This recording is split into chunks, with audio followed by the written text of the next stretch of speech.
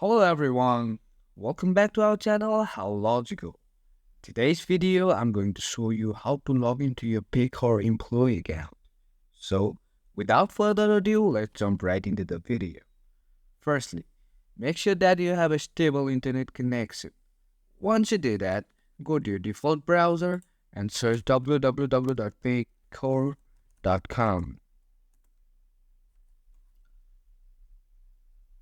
You will be redirected to the Paycor official web page.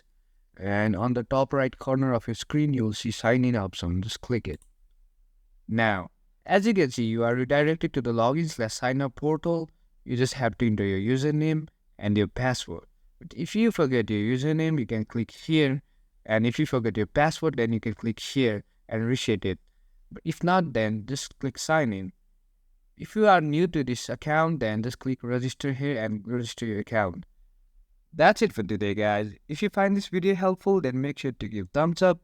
Comments with feedbacks are appreciated. Subscribe to our channel and hit the bell icon so that I can come up with new videos like this. Until then, have a good time.